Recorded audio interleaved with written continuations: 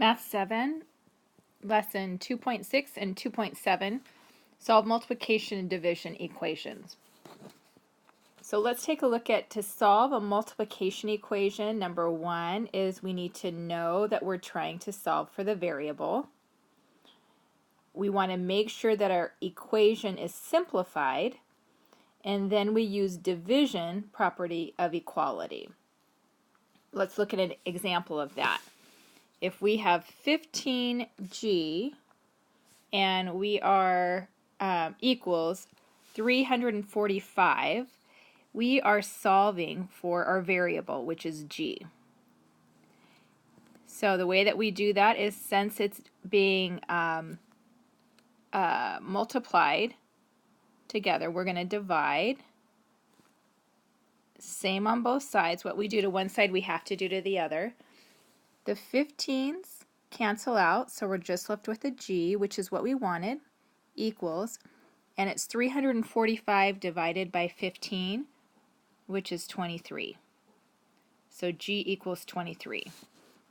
Number two, the first thing that we do is identify our variable, which is n, and then we're going to simplify the equation. So we have n plus 3n is the same as 4n, and that equals 28. So you're multiplying your 4 by your n, so in order to get rid of that 4, you do the opposite of multiplication, which is division, and you divide by 4. Got to do the same to both sides, so that 4 divided by 4 is 1, so those cancel each other out, and you're just left with n, which again is what we wanted, and 28 divided by 4 is 7. Now if we want to solve a division equation, again, we need to know that we're first trying to solve for the variable, so we want to get the variable by itself on one side, everything else on the other side of the equal sign. Make sure that our equation is simplified, and then again, when we have a division equation, we want to use multiplication property of equality. So let's take a look at what that looks like. Number one, n divided by 7, so we're doing division equation, equals 68. So we need to use the multiplication property of equality. So in order to get rid of this 7 down here, we multiply the top by 7. What we do to one side, we have to do to the other. So now this 7 and this 7 cancel each other out, so now you're just left with n equals, and then just do the math here, 68 times 7, which is 476. We're going to do the same thing here. 1/3 times a equals 16, so that is the same as a over 3 equals 16, which is a division equation. So then we do the opposite, which is multiply. We multiply by 3. We have to do the same thing to this other side. And now we divide or cross reduce that, and we have a equals 48. Let's take a look at our examples. 4r equals 28, so that's being multiplied together, so we do the opposite, which is divide. Those cancel out, and now you get r equals 7. H times 9, divide both sides by 9, and you get h equals -8.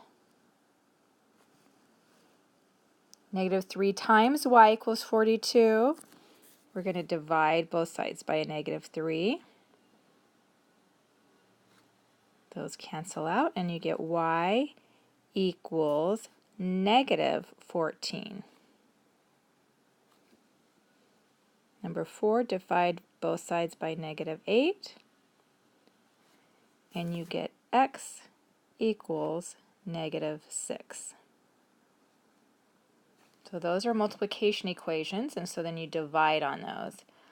Now we're going to take a look at some division equations.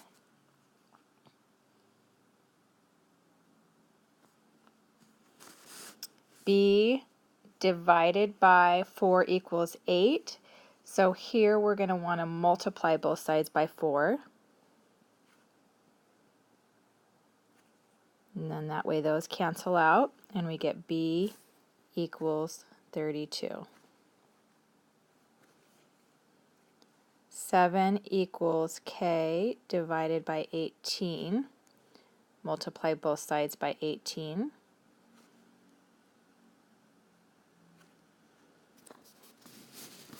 And you get k equals 126. Those cancel out, and then you're just multiplying those two together. Number 7, multiply both sides by negative 11. That cancels out. Now you just get y by itself, which is what you wanted. Y equals a negative times a negative is a positive, so that's why it's positive 66. First we have to simplify this, so the absolute value of 3 is 3 equals f divided by 13. So it's being divided, so you multiply 13 by both sides. And you get f equals, those cancel out, you get f equals 39. Okay, some more practice. Question, what property do you use to solve a multiplication equation? That would be the division property.